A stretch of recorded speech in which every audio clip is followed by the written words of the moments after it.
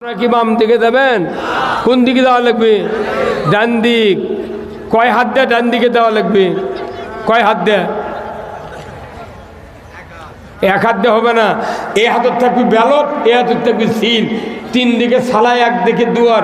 এমন জায়গায় মার মুকিল 4:30 মধ্যে সব পলে যাবি, ইসলাম বিজয় হয়ে যাবে। ইসলাম বিজয় করা ছাড়া বাংলাদেশে আর কোনো পথ খোলা নাই। কারা কারা ইসলাম বিজয় চান দুহাত তুলে আল্লাহকে দেখান। নারায়ে তাকবীর, নারায়ে তাকবীর। আল কোরআনের আলো, আল কোরআনের আলো, কোরআন হাদিস যেখানে দুনিয়ার মুসলিম, দুনিয়ার মুসলিম। আমরা এত বক্তৃতা করি, তাও জুম্মাত 5 ওয়াক্ত নামাজ পড়ার লোক নেই। কথা বল না। আজকে কি বার গেল? শুক্রবারে যত মানুষ মসজিদে যায়, 10 আনা লোক খালি শুক্রবারে নামাজ পড়ে, আর 4 আনা লোক নামাজ পড়ে মাগরিব আর জোহর, আর 2 আনা লোক 5 ওয়াক্ত নামাজ পড়ে। তাহলে এত বক্তৃতা, এত মসজিদ, এত উন্নয়ন, কেন নামাজ আদায় হয় না? কারণ এদেশে সরকারিভাবে নামাজ কায়েমের কোনো কাজ নাই। কথা ঠিক কিনা? আবার আল্লাহ বলছেন, যদি কোনো সরকার নামাজ কায়েম করে, যাকাত চালু করে, ন্যায়ের আদেশ করে, অন্যায়ের বারণ করে, ওই দেশে জান্নাতি পরিবেশ তৈরি হতে বাধ্য। জান্নাতি পরিবেশ তৈরি হতে বাধ্য। এই জন্য নবী প্রেসিডেন্ট ছিলেন, আবু বকর প্রেসিডেন্ট ছিলেন, উমর ফারুক অর্ধেকটা পৃথিবীর প্রেসিডেন্ট ছিলেন, হযরত আলী ওসমান রাদিয়াল্লাহু তাআলা আনহু পৃথিবীর প্রেসিডেন্ট ছিলেন। দেখুন, আল্লাহু আকবার। ক্ষমতা ছাড়া নামাজ কায়েম করা যায় না। আমরা হুজুররা যত বক্তৃতা দিই, আমাদের হাতে ক্ষমতা নাই, এই জন্য বক্তৃতা একটাও কায়েম হয় না। তাহলে ক্ষমতা দরকার আছে না নাই? এই ক্ষমতা যদি আমাকে হাতত থাকতো, 5 মিনিটের মধ্যে সব মাদ্রাসা মঞ্জুরি, সরকার বেতন দিবি, মসজিদ সরকার বেতন দিবি, আর চিঠিটা অন্যায় আছে নিমিষের ভেতর বন্ধ হবে। কিন্তু আমরা খালি বক্তৃতায় সার্কুলার দিচ্ছি, একটা কাম হচ্ছে না। ওরা যখন দেখিছে এরা তো আগাচ্ছে, অতএব এর করে দুনিয়ার থেকে বিদায় করা লাগবে। আকাশমণি গাছ যদি 11,000 ভোল্টেজের লাইনের নিচে থাকে, প্রতি বছর কয়বার করে কাটে ওর মাথা? কেন কাটে? ওই তারের সাথে সাথে মাথা না থাকে। কথা কয়, পৃথিবীর শুরু থেকে ইসলাম বিজয় করতে যারা চেয়েছিল, তাদেরকে মাথা কেটে কেটে দুনিয়ার থেকে বিদায় করে দেওয়া হয়েছে। আমরা এই সুযোগ আর বাংলার জমিনে দেব না। আমরা এদেশে ইসলাম সবাইকে নিয়ে বিজয় করতে চাই। ইসলাম ছাড়া কোন জীবন ব্যবস্থা যদি কেউ মানি, একটা ইবাদত আল্লাহর দরবারে কবুল করা সম্ভব নয়। ভাই, একটা ইকু কমাতে, ইসলাম যদি বিজয় না হয়, ইসলাম মানে কি গ্রন্থ? না না, শান্তি না। না, ইসলাম অর্থ কোড অফ লাইফ, জীবন ব্যবস্থা। ইসলাম মানলে শান্তি, না মানলে অশান্তি। আমাদের দেশে ইসলাম কোরআনে আছে, হাদিসে আছে, কিন্তু কায়েম। ইসলাম যদি কায়েম থাকতো, তাহলে চোরের হাত কাটা দেখতে পেতাম। একটা চোরের হাত বয়তুল মোকাররমের উত্তর গেটে কেটে দেওয়ার দৃশ্য, ডিশের লাইনে বিটিভি, এনটিভি, এসএটিভি, 21, 24, 71, 75, যুগান্তর চ্যানেলে যদি দেখানো হতো, হুন্ডা চুরি, গরু চুরি তো দূরের কথা, মসজিদে পুরাতন স্যান্ডেল একটাও চুরি হতো না। এটা হলো ইসলাম, এটা দেখা যাবে। জানা আমাদের দেশে হয় কি হয় না? হ্যাঁ, আরে সর্বনাশ, জানা যে হচ্ছে লাইসেন্স দিয়ে জানা হচ্ছে। আমার আল্লাহ বলছেন, লা তাকরাবাজ জানা, তোমরা জানার ধারে কাছে যাও না। যদি জানার সঙ্গে সারের আইন বাংলাদেশে কায়েম হতো, বাংলার জমিনে একটাও জানা হতো না। জোরে বলুন ঠিক কিনা? জানার বিচার হলো পুরুষের কোমর মাটির ভেতর গেড়ে দাও, মহিলার সিনা পর্যন্ত মাটির ভেতর গেড়ে দেয়া, আদলা পিকেট পঞ্চগড়ের ইট দিয়া যদি হাড্ডি গুড্ডি মাটির সাথে মিশিয়ে দেওয়া হতো, একটা বিচার ডিশের লাইনে দেখালে চেয়ারম্যান, ভাইস চেয়ারম্যান, শিক্ষক, ম্যাডাম, যুবক যুবতী, চ্যাংরা চেংড়ি, নেতা নেত্রী জানা করো তো দূরের কথা, ওরখের মোবাইলত 6 মাসেও মিস কল খুঁজে পাওয়া যেত না। কি এই জেনার সঙ্গে ছাড়া আইন যদি চালু করা হলো হয়নি, তাহলে হামন আঙ্কেলের কাছে 4-5 জন থাকলে হয়নি, ওই ব্যথাকে একদিন গুদ্ধ করে তোর পাথর মারে আমরা। এগুলো করে না কিছু জানেন, ওরাই নষ্টি ফষ্টি করবে, পারবেন দেখা আইন কায়েম করে। কি বুদ্ধি ভাই, এই আইনগুলা দেশে কায়েম করা লাগবে, এই জন্যই কোরআন আছে কথা, ঠিক কিনা? জেনা, চুরি, আর একটা হলো আমাদের দেশে যখন চুরি চারটাল হয় দেখবেন থানার থেকে ওসি এসে কয় আপনারা বিট পাহারা দেন, গায়ে গায়ে পাহারা দেন, তখন 15 জন করে গায়ের মধ্যে 10টার থেকে 3টে বন্ধু রাত্রে ঘুরির চার করছে, জাগো হে জাগো। কোরআন হাদিসের কোথাও নেই কথা, কোথাও নেই কথা। আইন কায়েম হবে, দরজা খুলে দিয়ে মানুষ হবে, কারো বাড়িতে চুরি হবে না। এটা কার কথা? ওই কাম না করে, ওই কাম যদি করে যারা দুর্নীতি করে, চুরি করে, টাকা পড়ার হক নষ্ট করে, তাহলে হাত খারাপ হয়। একটা হাত যদি কাটা হলো নি, জীবনে কেউ দুর্নীতি করতো না। হ্যাঁ, এগুলো হচ্ছে ইসলাম, এগুলো হচ্ছে দেখার জিনিস। এই আইন কায়েম করলে সমাজের শান্তি আর শান্তি হবে। এটা কার কথা? আল্লাহর নবী এই কাজগুলো করেছিলেন, কিন্তু আমাদের সরকার যত গেল কেউ কি করেছে? হ্যাঁ হ্যাঁ, 100 বার জানা করছে, তারই পেটর থাবা দেখো যে এই বেটা এগুলো করিস কে? সেঞ্চুরি করছে, সেঞ্চুরি। ঢাকা বিশ্ববিদ্যালয়ে 100 জনক ধর্ষণ করে মিষ্টি খা সেঞ্চুরি করছে, তাকে পেটর থাবা দেখো যাই এগুলো করে। আর আমরা হুজুরা যেখানে মেয়ে আমার দিক তাকায় করছে, ওর এসব মেয়ে আমার ওই বউ বার করলে গেছে। ও তোরা পয়মাল দিচ্ছ, আমাকে করছে হুজুর আপনারা আবার গম খাবার লাগলেন। মানে আমরা গম খাবো না, আমরা তুর্কির খাওয়া বন্ধ করবো। এই কথা কন না কেন? এদেশে টুডে অর টুমরো হোক, বাংলাদেশ সহ সারা বিশ্ব পরিস্থিতি আমরা যা ইন্টারনেটে দেখতে পাচ্ছি, অচিরেই এই পৃথিবীতে ইসলাম আগায় যাবে, ইসলামী শাসন পৃথিবীতে অগ্রণী ভূমিকা পালন করবে। যেরকম আল্লাহু আকবার। দেখেন না, সিরিয়ার বাশার আল আসাদ পলে গেছে, আফগানিস্তানে আমেরিকা পলে গেছে, এই দেশগুলিতে ইসলাম বিজয় হয়ে যাচ্ছে। আমাদের বাংলাদেশও আগামী দিনে ইনশাআল্লাহ যদি বিএনপি, জামাত সহ ইসলামী দলগুলি ঐক্যবদ্ধ হয়ে নির্বাচনে গিয়া ইসলাম বিজয় হয়ে যায়, এই বাংলাদেশ জান্নাতের বাংলাদেশ হয়ে যাবে। এই বাংলাদেশে জান্নাতি পরিবেশ কোরআনের আইন ছাড়া সম্ভব নয়। আবার নবী মসজিদে নববীতে একটি হাদিস তেলাওয়াত করেছিলেন, সেই হাদিসটা আমাদের মসজিদগুলিতে প্রতি শুক্রবারে সানি খুতবাতে তেলাওয়াত হয়। ও সুলতানু জিল্লুল্লাহি ফিল আরদি মান আহানা সুলতানাল্লাহি ফিল আরদি আহানাহুল্লাহ। ন্যায়পরায়ণ শাসক, আল্লাহর ছায়া সদৃশ্য যে বা যাহারা ন্যায়পরায়ণ শাসক কায়েম করবে, আমার আল্লাহ বলেছেন সমাজে শান্তি কায়েম হয়ে যাবে। আর যদি ন্যায়পরায়ণ শাসক কায়েমের বিরোধিতা করো, আমি আল্লাহর নবী বলে দিচ্ছি তোমরা যেন স্বয়ং আল্লাহর বিরোধিতা করলে।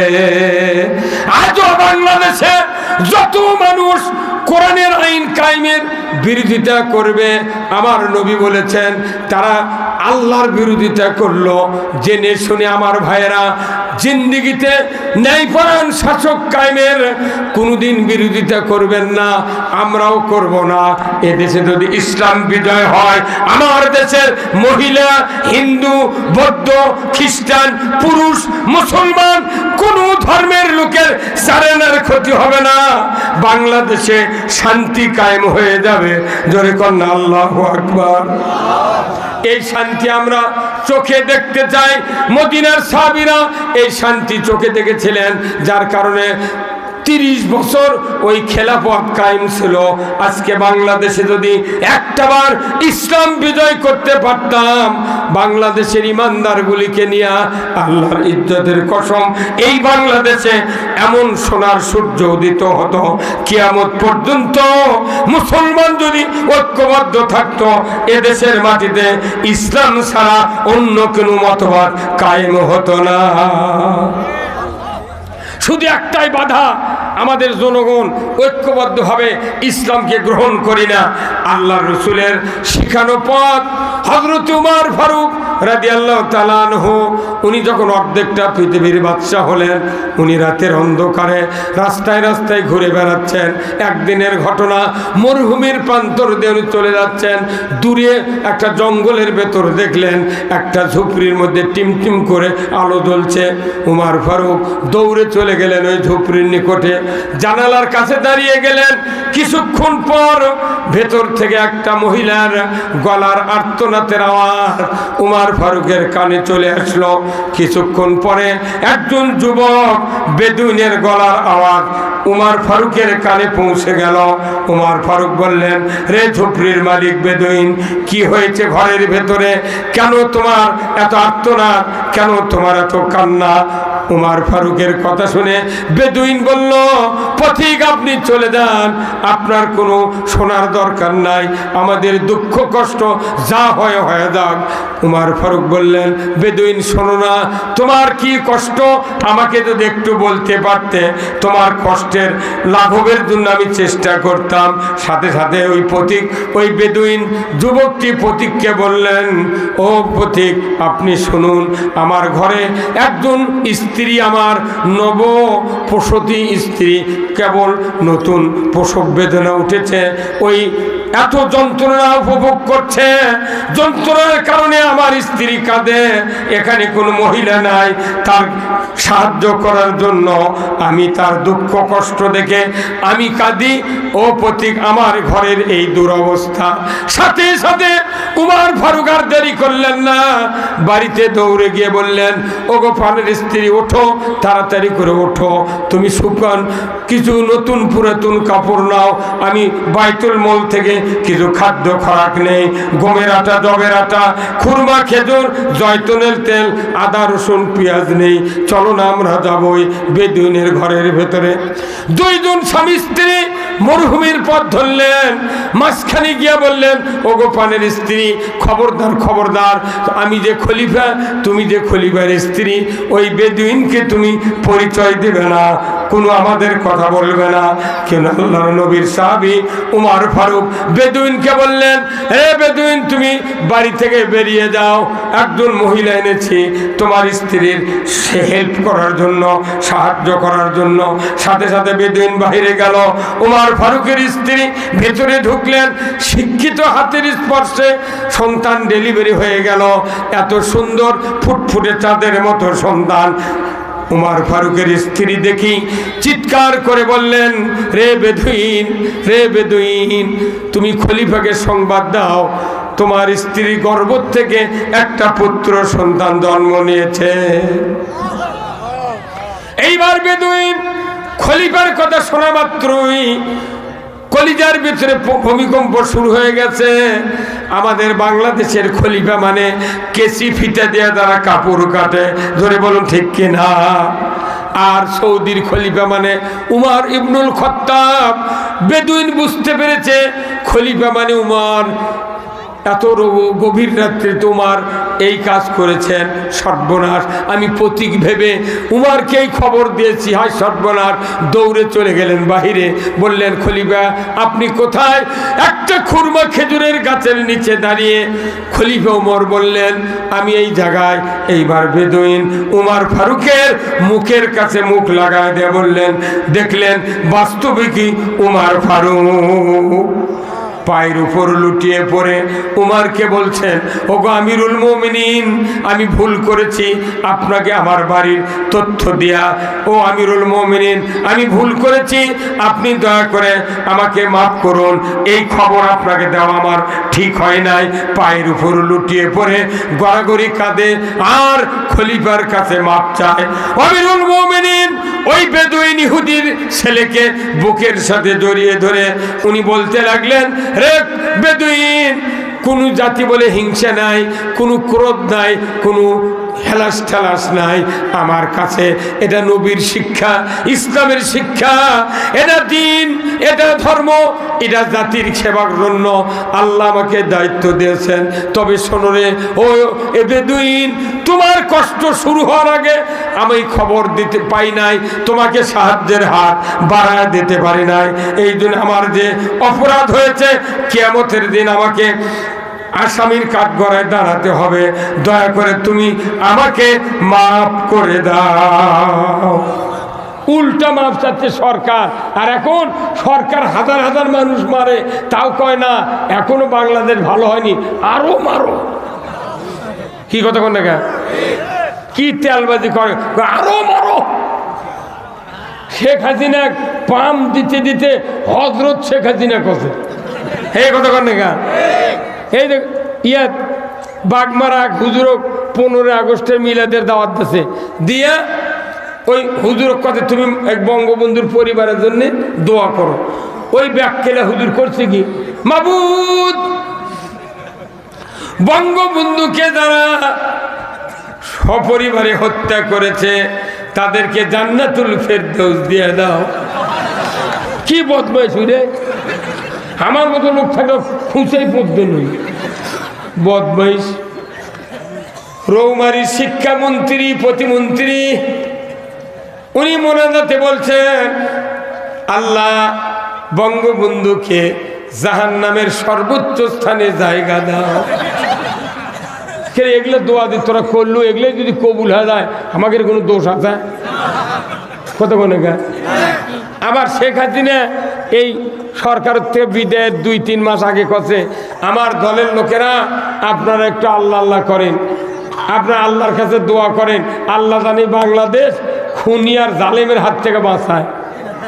আমি তখনই করছি, আমি ওরই দোয়া কবুল হয়ে গেছে। কথা কন না, বাংলাদেশের কোনো মানুষের দোষ নাই, তুই দোয়া করছিস ওটাই হবে। কথা কন না, তোকে তো কেউ তারায়নি, তুই দোয়া করছু, ওই দোয়ার অ্যাকশানে তোরা পলে গেছু। কথা কন না, হমিয়া যাই কুয়া করে তাই কোনো কুয়াত পরে। কথা কন। আল্লাহ রসুল একদিন বাড়িতে আছে, আবু জেল দিয়ে পারছে ওর বাড়ির লোকজনক যা মোহাম্মদক ডেকে এত ওই করছে কি, সদর রাস্তার কুয়া খুঁড়িছে, খুঁড়ে ওর উপরে একটা পাটি পারে দেখছে। কি পারে দিছে? পাটি পারে। ওই সোজা আসবে লেগে মোহাম্মদ পরে দেবি, ওটি চাপা মাটি দিবি। এটা হচ্ছে আবু জেলের চিন্তা। কিন্তু মোহাম্মদ সাহেব ডাক্তারের কাছে আসিচ্ছে, আসছি ওই কানে কানে জিবরাইল পাটের জাল্লা যা কোগে ওই পাটি রেখে ধার দিয়ে দান যায়। কি কথা রসুল কষে পাটির ওই ধার দিয়ে তুমি যাও, কারণ ভেতরে গর্ত আছে, ওই দিক দিয়ে গেছে। আবু জেল চিন্তা করছে এইবার যাই ধার দিয়ে আলো, যাওয়ার সময় মধ্যে দিয়ে যাবি। পরে আবার জিবরাইল যখন রসুল যখন ঘাটা ধরছে তখন করছে, হুজুর আপনি ওই বাঁয়ে ধার দেখে চলে যান।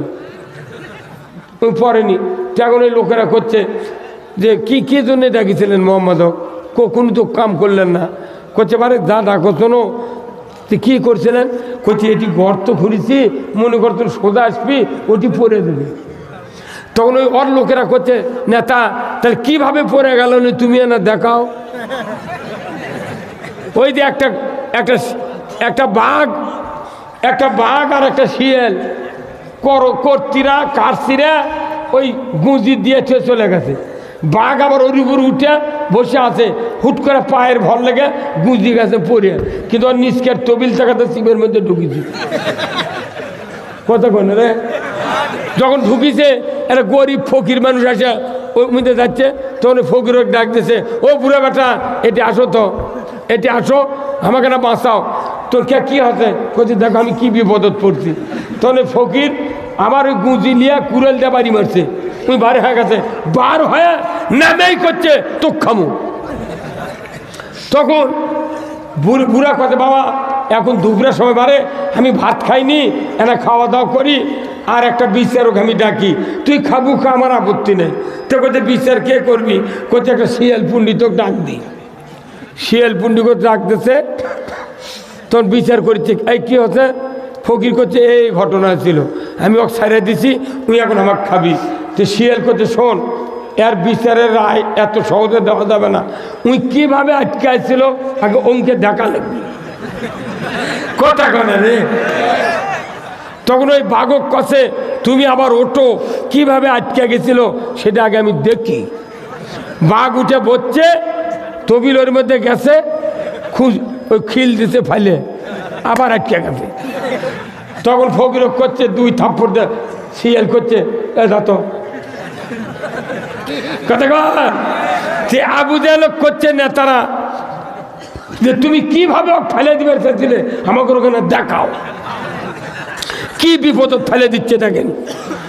আবু জাহেল সোজা দাবার লাগছে, ওর মধ্যে পড়ে গেছে, সে আঠাত খুলিছে। এখন এই জনগণ তোলার জন্য দড়ি নেমে দেয়, যতই নেমে দেয় উনি খালি নিচেই যায়। উনি খালি কয় আরে 1 হাত দে রে, 1 হাত জোড়া দিয়ে কয় আর 1.5 হাত দে রে। এ কথা চলে তো করছে ভাই আমাকে আর তুলে পারবো না, আমার ভাজতে এক ডাক দে। আবার রসুলক ডেকে যাচ্ছে, বাচ্চা তুই খালি তুলে আমি এখনই কালমা পড়বো। রসুল্লাহ কথা তুমি তো মেলাবার আমার মিশা কথা করছিলে, একদিনও পড়নি আর সত্যি পড়বে করছে হ্যাঁ। রসুল আছে বিসমিল্লাহ হাত দিছে, একে হাতে হাতও বাঁধে। ওঠার পর করছে তুই আচ্ছা যা দুঃখর রে, আমার করুক দিয়ে বিয়ে পড়ে নেয় বুঝছেন, হুজুর করুক দিয়ে বিয়ে পড়ে নেয়, আজান দিয়ে নেয়, জানাজা করে নেয়, ইমামতি, রোজার তারাবি, কুরবানি জবর সব করে নেয়। কিন্তু আমরা যখনই কোরআনের কথা কই তখনই কই এক ধর। আমি বিয়ে করার 12 বছর আগে থেকে ইমামতি করি, আমি 201টা বিয়ে পড়াছি। 40 বছর আগে একটা বিয়ে পড়াছি আমি, যার বিয়ে পড়াছি ওরই আমার একটা বেটা চল হচ্ছে, তাই আবার বড় হ্যাঁ এই 13 সালে আমার নামে মামলা দিছে। ওই দিন থেকে আমি লাখত মাটি দিছি, বিয়ে পড়াবো না। দেখি তোরা বউ কাঙ্কা করে পাঁচ আর থেকে সোল কুন্ডি দেখা হয়।